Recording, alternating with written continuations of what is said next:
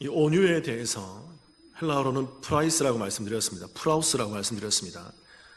이 온유에 대해서 서양 철학과 동양 철학이 공이 같은 모습으로 우리 가운데 해석을 해주고 있습니다.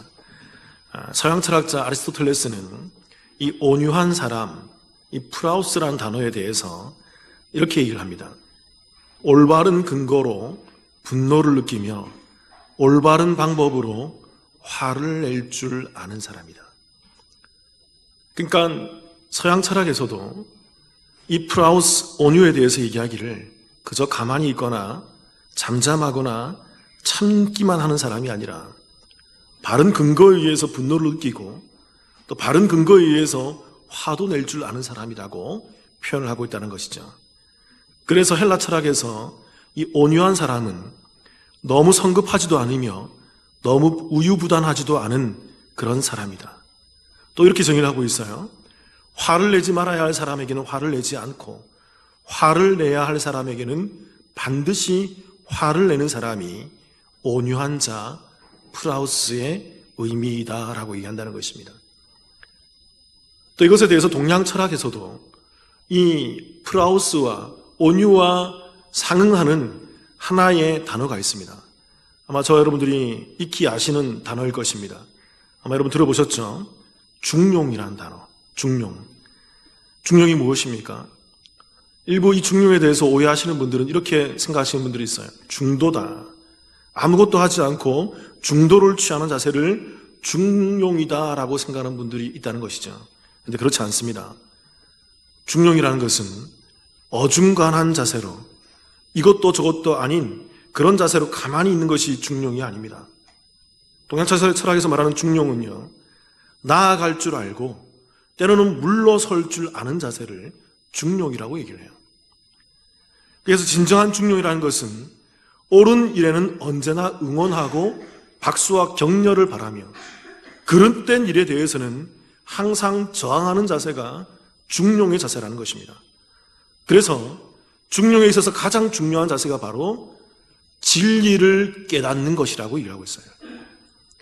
그러니까 이 진리를 깨달아야만 참이 무엇인지를 알아야 되고 그 옳은 것이 무엇인지를 알아야만 그 진리와 그 참에 의해서 나아가야 할 방향성과 물러날 때를 결정할 수 있게 된다는 것입니다. 진리에 의해서 옳고 그름이 판별된다는 것이죠. 그래서 중용은 이 진리를 알고 행동하는 사람이 또는 참는 사람이 바로 중용이라는 것입니다. 그래서 중국의 청나라 단옥제라는 사람이 이 중용에 대해서 이렇게 표현을 했습니다. 중용, 그 중용할 때 중자가 한자로 가운데 중자지 않습니까? 그래서 단옥제라는 사람이 이렇게 표현했어요. 이 중자는, 중용의 중자는 깃발이 펄럭이는 모양이다라는 것입니다. 생각해 보세요. 가운데 중자가 이렇게 입구에 가운데 줄이 하나 다 가져 있지 않습니까? 깃발의 모양이라는 거죠. 그래서 바람이 불 때 이 깃발은 바람에 부는 방향에 의해서 마음껏 펄럭이지만 그러나 어디에 매여 있죠?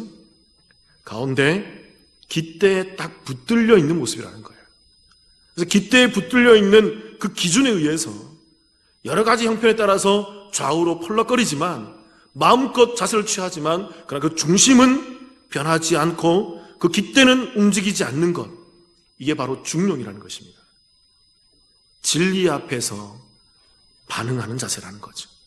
진리를 딱 받고 앉아서 그 자세에서 다른 모든 것 가운데 반응하고 있는 자세, 그게 바로 중용이라는 것입니다.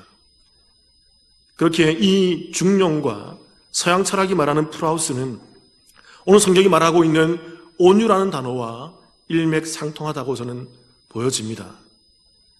프라우스, 온유는요, 그저 참기만 하는 것이 아닙니다.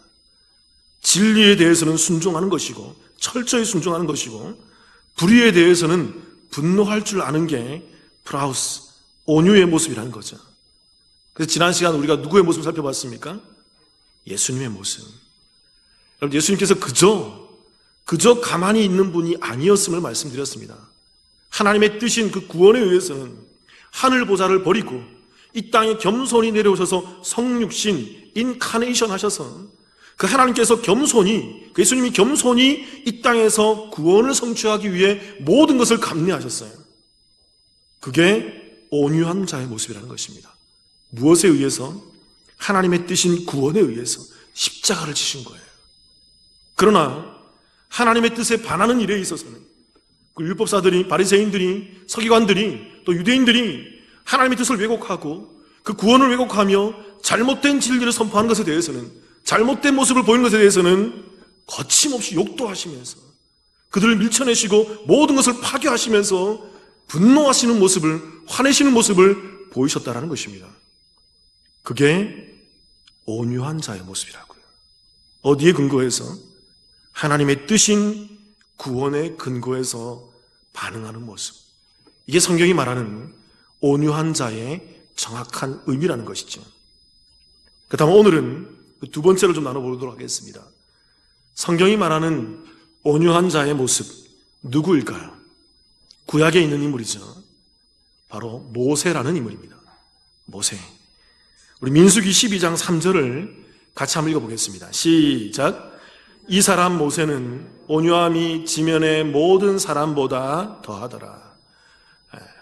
이 사람 모세는 온유함이 지면의 모든 사람보다 더하다라고 얘기하고 있죠. 성경이 우리 가운데 정의해주고 있습니다. 여기서 말하는 온유란 단어가 히브리어로 아나브란 말이에요. 이게 온순한, 온유한, 유순한. 우리가 신약성경에서 읽었던 마태복음 5장 5절에 있는 그 온유한 자 할 때 그 온유, 그 프라우스와 동의어입니다. 그런데 이 모세가 구약 성경은 얘기해주고 있는 거죠. 모세가 온유한 사람이다라는 것입니다. 그런데 수식어가 있어요. 모세의 온유함이 지면의 모든 사람보다 뭐하다? 더하더라라고 해요. 이 더하더라는 단어가 히브리어로 이게 메오드란 말인데 이게 대단히, 매우, 최고, 이게 최상급의 표현이에요.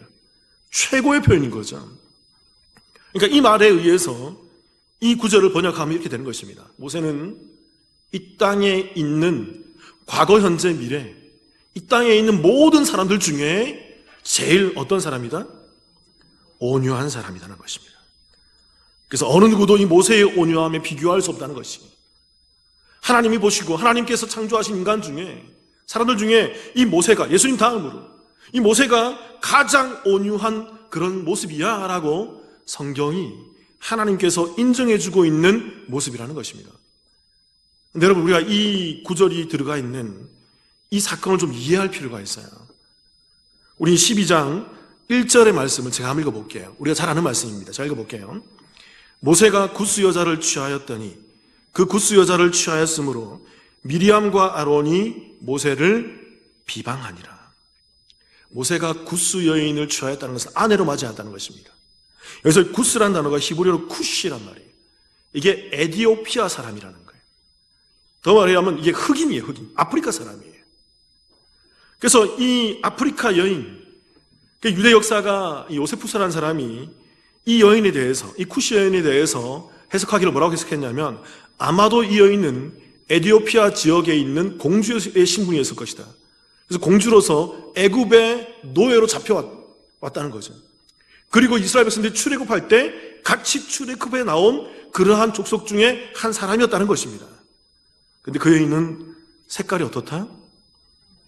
흑인이었다는 것이죠.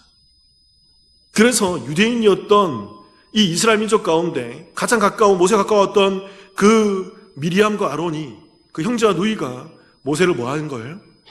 비방하는 거예요. 비난하는 거예요. 왜 비난할까요? 넌 첫째 부인도 있으면서 왜 둘째 부인을 맞이하는 거야? 그것도 광야생활 여정 가운데 우리가 미션이 있는데, 이런 미션 가운데 왜 너는 너의 그런 욕정만을 충족하려고 그래? 또 두 번째, 왜 우리와는 상의도 하지 않고 왜 너 혼자 독단적으로 결정을 해? 또 세 번째, 너는 왜 이 모든 일들에 있어서 왜 하필 누구와? 흑인과 결혼을 해? 같은 족속도 아니고. 이런 이유 때문에 모세의 누이였던 미리암과 그 형이었던 아론이 모세를 마음껏 비방하고 있더라는 것입니다. 그때 오늘 3절이 주어지는 거예요. 다시 한 번 더 우리 민수기 12장 3절 한번 띄워주세요. 같이 한번 읽어볼까요? 시작. 이 사람 모세는 온유함이 지면의 모든 사람보다 더하더라. 성경이 모세의 입장을 대변해 주는 것입니다. 그 아론과 미리암이 마음껏 비방하는 비난의 소리 가운데 모세는 어땠다는 반응이 없어요. 근데 성경이 해석해 주고 있어요. 그가 이렇게 한 이유는 그가 어떤 사람이었기 때문이다? 온유한 사람이었기 때문에 바로 이런 일을 했다라고 얘기하고 있다는 거죠. 쉽게 말하면요, 모세가 그 에티오피아 여인, 흑인 사람을 아내로 취유한 이유는 어떤 사람이기 때문에? 온유했기 때문이라는 거예요. 그럼 이 흑인 여인을 아내로 취한 사건과 온유함이라는 사건이 매칭이 되는 것입니다. 의미가 있는 거예요. 이것에 대해서 민수기 12장 6절 8절이 하나님께서 이렇게 설명하고 있습니다. 제가 읽어볼게요. 잘 보세요. 이르시되 내 말을 들으라. 너희 중에 선지자가 있으면 나 여호와가 환상으로 나를 그에게 알기도 하고 꿈으로 그와 말하기도 하거니와 내 종 모세와는 그렇지 아니하니 그는 내 온 집에 충성함이라. 그와는 내가 대면하여 명백히 말하고 은밀한 말로 하지 아니하며 그는 또 여호와의 형상을 보거늘 너희가 어찌하여 내 종 모세 비방하기를 두려워하지 아니하느냐. 여러분, 이 상황 가운데 모세는 한마디도 하지 않습니다. 성경이 말을 해주고 가장 온유한 사람이야 라고 얘기해주고 있고요. 그리고 하나님께서 그 미리암과 아론에게 대언해주고 있어요. 미리암과 아론에게 얘기하는 거죠. 이 사람 모세는 내 온 집에 충성한 사람이야. 그래서 그는 네 모든 일 가운데서 나에게 가장 위대한 충성한 사람이었어. 온유한 사람이었어. 왜냐하면 그는 너무나 충성하고 잘하고 있었기 때문에 나는 다른 선지자들, 너희같이 다른 선지자들이나 특별한 사람들에게는 꿈이나 환상으로 그렇게 어렴풋하게 보여주지만 모세는 너무나도 온유하고 충성했기 때문에 어떻게 한다? 대면에서 직접 말을 전달해 준다는 것입니다. 하나님께서. 그래서 성경 여러 구절을 살펴보면 모세는 직접 하나님과 대화하는 장면들이 많이 나와요. 다른 선지자나 다른 제사장들에 비해서 전혀 다른 모습이 보인다고요. 왜요? 그가 참으로 온유했기 때문에. 그러니까 여러분, 이 말씀 무슨 말일까요? 하나님께서 그 구스 여인을 모세 보고 결혼하라고 뭐 하셨다라는 거예요? 말씀하셨다라는 것입니다. 하나님께서 모세와 대면해서 그 말을 모세에게 넣어주었다는 것입니다. 그래서 모세는 하나님 온 집에 충성한 자였기 때문에 그 말에 가타부타 너희처럼 반응하지 않고 너희처럼 그렇게 반하거나 함부로 따지지 않고 내 앞에 나와서 그 일에 순종하고 있는 거야. 충성하고 있는 거야. 여기서 이 충성이라는 단어가 히브리어로 이게 아만이라는 단어입니다. 아만. 이게 정확한 뜻은 뭐냐면요, 오른쪽으로 가다. 이 오른쪽으로 가다는 것은 뭐냐면 같은 편이다, 내가 너를 지지한다, 너를 위해서 내가 신뢰하고 충성한다, 그런 의미예요. 그러니까 하나님께서 모세를 어떻게 보고 있냐면요, 모세는 나와 같은 편이라는 거예요. 내가 가장 신뢰하는 자라는 거죠. 늘 나를 지지해주고 나를 따라와주고 늘 내 일에 있어서 이런 방구도 토를 달지 않고 모든 것을 다 따라행했던 참으로 충직하고 충성한 사람이야. 그래서 내가 모세에게 갑자기 그 구스 여인과 결혼하라고 시켰어. 대면에서 말했단 말이야. 그런데 모세는 순종했어. 너희들은 왜 반하고 앉아있니? 너희들은 왜 그것에 대해서 모세를 질책하고 앉아있니? 하나님께서 따지시는 거죠. 그렇다면 여러분, 여기서 이런 질문이 하나 생깁니다. 하나님께서 그렇다 그런다면 왜 모세에게 이 구스 여인, 흑인 여인과 결혼을 시키는 것일까? 그것도 첫 번째 아내가 있는데 불구하고 왜 두 번째 아내를 또 특별히 그 에티오피아 여인, 그 여인과 결혼을 시키는 것일까? 무엇 때문에 그럴까요, 여러분? 이것에 대해서 여러 신학자들이 의견이 분분합니다. 근데 제가 보는 관점이 하나 있어요. 그것은 구속사적인 관점입니다. 저는 성경을 볼 때 늘 이런 관점에서 보려고 애를 쓰고 찾고 있어요. 그래서 이 구속사 관점에서 해석한 신학자와 주석가들이 있습니다. 특별히 카일 델리치라는 신학자는요, 주석가는 이 사건을 이렇게 평가하고 있어요. 이 사건은 유대인과 이방인 간의 평등한 관계, 즉 밀접한 관계를 보여주기 위함이라는 거예요. 이게 무슨 말이냐면요, 이스라엘 백성들이 출애굽에서 나와서 애굽에 있던 노예들과 이스라엘 백성들이 함께 나왔다는 것입니다. 또 애굽 사람과 같이 나왔다는 거예요. 여러 민족이 섞여 있다는 거죠. 그래서 거기서 하나님께서 유대인만 특별하고 다른 민족은 특별하지 않아 이렇게 구분하는 것이 아니라 이 이스라엘의 유대인의 가장 수장인 모세와 그 흑인과 결혼시킴으로 말미암아서 하나님께서 그 이방인들에게도 유대인과 같은 그런 밀접한 관계가 있음을 보여주기 위해서 이렇게 시켰다는 것입니다. 저는 의미가 있다고 생각해요. 또 두 번째로 이 일에 대해서 카일 델리치라는 사람이 말고 독일 신학자 게흘라흐라는 사람이 이것을 정확하게 이렇게 해석을 해놨어요. 뭐라고 해석했냐면 이 사건은 앞으로 이루어질 유대인과 이방인 간의 연합의 관계를 보여준다는 것입니다. 이게 좀 더 분명한 의미예요. 그러니까 이게 어떤 의미냐면요, 앞으로 하나님의 백성 이스라엘로 편입되는 것에 있어서는 순수 혈통인 유대인들만 구원받는 게 아니라 누구도, 이방인들도, 어떤 색깔 사람도, 흑인들도 그 모세와 함께 연합해서 그렇게 가정을 꾸릴 수 있듯이, 이스라엘의 수장이 모세와 함께 연합해서 남편과 아내의 관계를 맺을 수 있듯이, 하나님의 백성의 관계는 어느 색깔도, 어느 민족도, 어느 이방인도 상관없이 나 이렇게 구원할 거야 라는 구속사적인 관점에서 하나님께서 이 일을 진행시키고 있다는 것입니다. 이것이 정확한 의미예요. 이거 외에는 다른 해석은 제가 들여다봐도 동의가 되지 않습니다. 이게 성경 전체를 맥을 잇고 있는 정확한 해석이라는 거죠. 그러니까 여러분, 이 구스 여인은요, 저와 여러분들을 상징하고 있어요. 하나님께서 앞으로 수천 년 뒤에, 수백 년 뒤에 태어날 그 모든 이방인들을 이 구스 여인처럼 내가 그들을 택하고 그들을 정하고 그들과 함께 이스라엘로 편입시켜서 내 백성으로 삼아줄 거야, 내 민족으로 삼아줄 거야, 내가 그들을 구원시켜줄 거야. 누구라 한들, 어떤 신분의 사람인들, 어떤 색깔의 사람인들 상관하지 않겠어. 나를 믿고 결정하고 따라온 사람이란다면, 나의 택한 가운데 있는 백성이라고 한다면 그 누구라 한들 내가 그들을 구원시켜줄 거야 라는, 그것을 상징적으로 보여주는 그림이 바로 이 그림이라는 것입니다. 그래서 여러분, 이 사건은요, 구속사회적인 관점에서 매우 중요한 사실이에요. 굉장히 의미 있는 사건이라는 거죠. 그런데 이 중요한 사건에 있어서 모세는 하나님의 뜻인 이 구원에 순종하고 있는 거고요. 이게 온유한 거예요. 그러나 미리암과 아론은 어떻게 합니까? 이것에 반하고 있는 거죠. 그래서 이 뒤에 사건을 보면요, 그 대표적으로 미리암이라는 여인이 이 하나님의 진노를 사고, 여러분 늘 수요일날 오신 분들께 말씀드렸지만 하나님의 구원에 반하는 것은요 늘 하나님의 진노를 사게 되어 있습니다. 하나님의 뜻에 반하는 것에 대해서는 늘 하나님이 구약에서 진노하세요.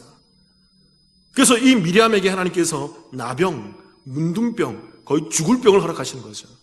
나중에 모세의 기도와 특별한 일로 말미암아 회복되기 전까지는. 그러니까 오늘 이 이야기 속에서요, 모세의 온유를 말하고 있는 것은, 이 온유함이라는 것은 하나님의 뜻에 충성하는 것이 온유함인 것입니다. 그저 모세와 그 아론과 미리암이 비방할 때 바보처럼 가만히 있는 게 온유한 게 아니고요, 모세는 이미 하나님의 뜻을 알고 있었다라는 거죠. 하나님 말씀을 받았다는 것이, 그 말씀이 비록 이상하든 누가 봐도 덕이 안 되고 이해 안 되는 그런 일을 하더라도, 정말 상식적으로 맞지 않는 일을 하더라도 하나님의 뜻이라고 한다면 그 하나님의 뜻 가운데 순종하고 있는 것, 이것이 온유한 거예요. 그래서 오늘 성경은 얘기하는 거죠. 모세가 모든 지면 가운데 온유함이 최고인 사람이었다. 그렇다면 여러분, 모세가 늘 이런 식으로 가만히 있고 당하는 사람의 모습을 우리 가운데 보여주는 것일까요? 정반대의 모습도 있습니다. 출애굽기 32장 15절부터 20절이에요. 제가 한번 읽어보겠습니다. 모세가 돌이켜 산에서 내려오는데 두 증거판이 그의 손에 있고 그 판의 양면 이쪽 저쪽에 글자가 있으니 그 판은 하나님이 만드신 것이요 글자는 하나님이 쓰셔서 판에 새긴 것이더라. 여호수아가 백성들의 요란한 소리를 듣고 모세에게 말하되 진중에서 싸운 소리가 나나이다. 모세가 이르되 이는 승전가도 아니요 패하여 부르짖는 소리도 아니라 내가 듣기에는 노래하는 소리로다 하고, 19절에 제가 읽어볼게요. 진에 가까이 이르러 그 송아지와 그 춤추는 것들을 보고 크게 노하여 손에서 그 판들을 산 아래로 던져 깨뜨리니라. 20절 같이 읽겠습니다. 시작. 모세가 그들이 만든 송아지를 가져다가 불살라 부수어 가루를 만들어 물에 뿌려 이스라엘 자손에게 마시게 하니라. 많은 분들이 이 사건을 두고 모세가 혈기를 부린 사건이라고, 그래서 하나님의 언약궤를 두 돌판을 깨뜨려 버려서, 그래서 그 혈기 때문에 모세가 가나안 땅에 들어가지 못한다라고 얘기하는 분들이 있어요. 그래서 오늘 성경 말씀을 빗대어서 얘기하는 거죠. 마태복음 5장 5절. 온유한 자가 복이 있나니 저가 땅을 기업으로 받을 것이다. 그래서 모세가 온유하지 못하고 혈기를 부렸기 때문에 그가 가나안 땅에 들어가지 못하고 가나안 땅에 입성하지 못했다라고 그 근거구절로 이 말씀을 얘기를 한다라는 것입니다. 그러나 여러분, 그렇지가 않습니다. 모세가 가나안 땅에 들어가지 못하는 데에는 전혀 다른 의미가 있어요. 전혀 다른 이유 때문에 못 들어가는 거예요. 그것에 대해서는 이번 주 수요일 날에 말씀을 드릴 것입니다. 자세히. 모세가 가나안 땅에 들어가지 못하는 이유에 대해서는 궁금하신 분들은 수요일 오시기 바랍니다. 근데 우리가 여기서 한 가지 알아야 될 사실은요, 모세의 지금 이 장면이 어떤 의미냐면 혈기를 부리는 장면이 아니고요, 이렇게 혈기를 부리고 화를 내고 있는 장면이 매우 온유한 모습이라는 거예요. 이게 온유한 자의 모습이라는 거죠. 잘 생각해 보세요, 여러분. 모세는 40일간 시내산에 올라가서 하나님을 대면해서 그런 사람이었습니다. 하나님을 만나고 하나님 뜻이 무엇인지를 분명히 보고 듣고 경험하는 그 은혜로운 40일, 금식의 40일을 지내고 이제 내려오는 거죠. 하나님의 영으로 충만해 있었던 것입니다. 그 두 손에는 하나님의 뜻인 그 율법의 계명을 딱 쥐고 앉아서 이 율법을 다 지키는 자가 구원을 받을 것이야. 이들이 내 백성이 되고 나는 그들의 하나님이 될 것이야 라는 그 분명한 구원의 메시지를 들고 내려오고 있는 것이죠. 그런데 밑에 내려와 보니까 그 하나님 백성이라고 말하는 자처하는 이스라엘 백성들은 10계명의 제1계명조차도 지키지 못하고 있는 모습인 거죠. 너는 나 외에는 다른 신들에게 두지 말라는 이 말씀에 반하여서 그들은 금신상으로 송아지를 만들어 이게 하나님이다라고 외치고 앉아서 뛰놀고 먹고 마시고 즐겨 행하고 있는 것이죠. 그래서 모세가 그것을 보고 어떻게 하는 걸까요? 하나님의 심정으로 분노하는 거예요. 하나님의 거룩한 심정으로 그 금송아지를 보면서 미친 듯이 뛰어놀고 있는 그 이스라엘 백성들을 바라보면서 눈이 충혈되도록 분노하면서 그 화를 내고 있는 거죠. 무엇 때문에요? 하나님의 뜻 가운데서 하나님의 뜻으로 딱 세워져 있었기 때문에 그 뜻에 반하는 것에 대해서 모세는 분노하며 펄럭이고 있는 것입니다.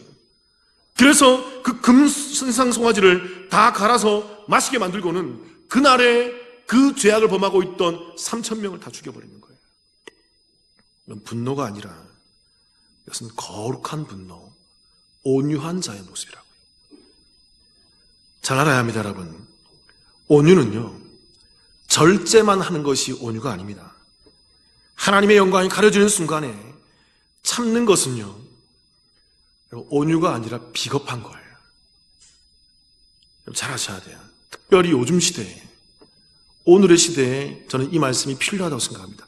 저도 비겁할 때가 있어요.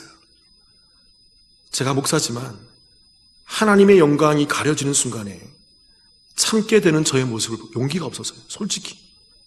근데 여러분 정말 분명히 말씀드립니다. 여러분 이것은 비겁한 거예요. 정말 비겁한 거예요. 하나님의 영광이 가려지는 순간에 온유한 사람이라면요, 분노해야 하는 것입니다. 거룩한 심정으로 하나님의 마음으로 분노하고 노를 발할 수 있어야 하는 것입니다. 참지 말아야 하는 것이죠. 이것이 바로 온유한 자의 모습이라는 거죠. 스바냐 2장 3절을 한번 읽어보겠습니다. 같이 한번 읽어볼게요. 시작.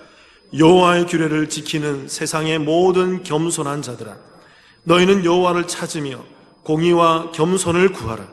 너희가 혹시 여호와의 분노의 날에 숨김을 얻으리라. 여기서 정확히 얘기하고 있어요. 2장 3절에 보면 이렇게 얘기하고 있죠. 여호와의 규례를 지키는, 띄워주세요.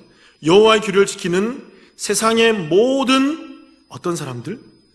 겸손한, 세상의 겸손입니다. 근데 여러분 이 겸손이라는 단어가 히브리어로 이게 아나브라고 기록되어 있어요. 그러니까 모세가 온유했던 그 온유입니다. 그런데 여러분 이 아나브라는 단어는 온순한, 온유한, 유순한이라는 의미가 있지만 여기서는 세상의 겸손인 거예요. 세상적인 온유함인 거예요. 성경 그래서 구별하기 위하고 있는 거죠. 그리고 그 뒤에 이렇게 얘기하고 있죠. 그 겸손한 자들아, 너희는 여호와를 찾으며, 그 뒤에 뭐라고 되어 있습니까? 무엇과 무엇을 구하라? 공의와 겸손을. 이 겸손이란 단어도 아나브예요. 이게 같은 단어라고요. 근데 이 겸손은 여러분 어떤 겸손일까요? 하나님의 공의를 찾는 겸손이에요.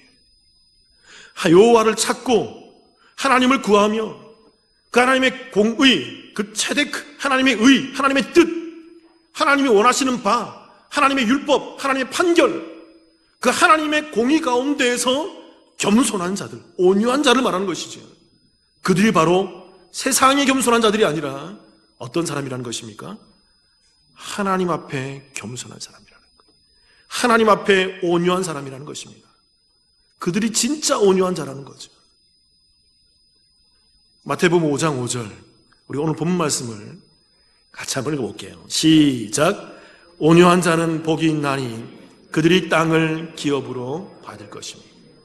그래서 하나님의 공의 가운데, 그 하나님의 뜻 가운데에서 그 온유한 자들은 복이 있는 것입니다. 그 자체가 복된 자예요. 그게 복을 누리고 있는 상태라고요. 세상은 모른다고요. 세상은 그냥 유순하고 부드럽고 참고 가만히 있는 것이 겸손한 자지만, 성경이 말하는 온유한 자는 그 중심 가운데서 반응하는 것입니다. 나아가고 멈추고 물러서야 할 때를 잘 아는 것이죠. 그게 온유한 자인 것입니다. 근데 그들이 무엇을 받는다고요? 땅을 기업으로 받는다고요. 이 말씀은 구약을 인용한 말씀이에요. 여러 구절 있지만 특별히 시편 37편 9절의 말씀을 제가 읽어볼게요. 여기서 인용한 것입니다. 진실로 악을 행하는 자들은 끊어질 것이나 여호와를 소망하는 자들은 무엇을 차지한다? 이게 구원, 그 천국을 얘기하는 거예요. 어떤 사람들이? 악을 행하는 자들, 하나님의 뜻 밖에 있는 사람들, 하나님의 구원 밖에 있는 사람들은, 그들은 이 땅 가운데서 끊어지고 멸망당한다는 것입니다. 아무 소용이 없다는 것이죠. 그러나 여호와를 소망하는 자들, 하나님의 뜻을 알고 그 구원을 바라며 주님만을 의지하며 나아가는 그 공의 가운데 있는 자들, 그들은 온유한 자들이기 때문에, 그들이 진짜 아나브, 그들이 진짜 온유한 자들이기 때문에 하나님의 땅을, 그 천국을, 그 하늘을 이 땅 가운데에서 차지하게 된다는 거죠. 그래서 시편 37편 11절 제가 읽어볼게요. 그러나 온유한 자들은, 이 아나브입니다. 온유한 자들은 땅을 차지하며 풍성한 화평으로 즐거워한다는 것입니다. 이 온유한 자가 바로 하나님 뜻을 아는 사람들인 거예요. 그래서 그들이 이 땅 가운데에서 어떤 것으로 즐거워한다고요? 풍성한 화평으로 즐거워한다고. 제가 몇 주 전에 설명드렸습니다. 화평이 뭐죠? 평안, 화평, 평강, 구약의 샬롬, 신약의 헬라어로는 에이레네. 이게 바로 뭐라고요? 하나님과 우리와의 관계의 회복을 말하는 거예요. 구원을 말하는 거라고요. 그래서 그 하나님을 찾는 자들이 이 땅 가운데에서 하나님을 경험하고 천국을 소유하고 하나님을 만날 수 있는 그 천국의 땅을 디디고 서 있는 자라는 것입니다. 그리고 시편 37편 34절 같이 한번 읽어보겠습니다. 시작. 여호와를 바라고 그의 도를 지키라. 그리하면 내가 땅을 차지하게 하실 것이라. 악인이 끊어질 때에 내가 똑똑히 보리로다. 여호와를 바라고 그의 도를 지키는 자, 그들이 그렇게 한다면 뭘 차지한다고요? 그 땅을 천국을 소유한다고요. 그 천국이 이 땅에서도, 그 죽어서도 하나님을 경험하는, 하나님과 화평케 되는 그 천국을 말하는 거라고요. 그래서 그 온유한 자들이 하나님의 뜻을 알고 구원을 알고 구원을 살아내는 자들, 구원 가운데서 온전히 나아가고 물러설 줄 아는 그 사람들, 그들이 이 땅 가운데 참 복을 누린 자들이고, 그들이 그 가운데서 누구를 경험하는 걸까요? 하나님을 경험하는 거예요. 그게 샬롬의 상태예요. 그게 에이레네의 상태라고요. 그게 복이라고요. 그게 땅을 차지한 자들의 모습이라고요. 그래서 여러분, 제가 이 팔복을 연구함에 있어서 가장 메인으로 참고하는 신학자의 책이 하나 있습니다. 그 사람의 주석이 뭐냐면요, 윌리엄 바클레이라는 사람이에요. 이 사람의 주석을 제가 메인으로 참고해서 여러분과 함께 나누고 있어요. 그 윌리엄 바클레이라는 사람이 그 마태복음 주석에서, 마태복음 강의 주석에서 그가 이 마태복음 5장 5절을 이렇게 해석을 했어요. 자, 읽어드릴게요. 이렇게 해석했습니다. 분노할 때 분노하고 분노하면 안 될 때 분노하지 않는 자는 복이 있나니 그들이 땅을 기업으로 받을 것이며. 이게 온유한 자의 모습인 거예요. 무엇에 근거해서? 누구의 뜻? 하나님의 뜻에 근거해서 분노할 때 분노할 줄 아는 자들. 그러나 분노하지 않을 때는 분노하지 않도록 참고 견디는 자들.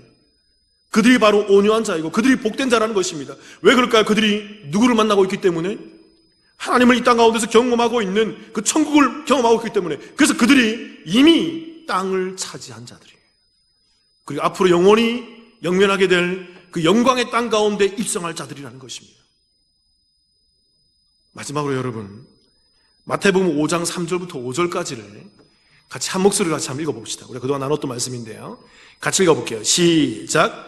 심령이 가난한 자는 복이 있나니 천국이 그들의 것이며, 애통하는 자는 복이 있나니 그들이 위로를 받을 것이며, 온유한 자는 복이 있나니 그들이 땅을 기업으로 받을 것이며.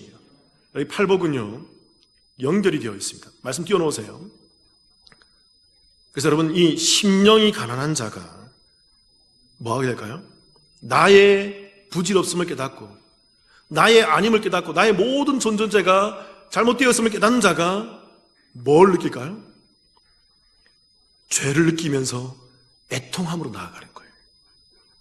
그래서 심령이 가난한 자가, 그 심령의 가난함, 그 상태에 있는 자들이 그 죄 때문에 고백하면서 애통하며 나아가는 것이고, 그 죄를 고백하며 애통하면서 십자가에 울면서 주님 나를 용서해 주옵소서, 나를 구원해 주옵소서라고 그렇게 외치고 있는 자들이 하나님을 그 십자가 앞에서 경험하게 되어 하나님의 뜻을 아는 온유한 자가 되는 거예요.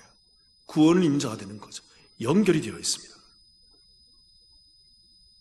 사랑하는 성도 여러분, 저와 여러분이 심령이 가난한 상태에 있어야 돼요.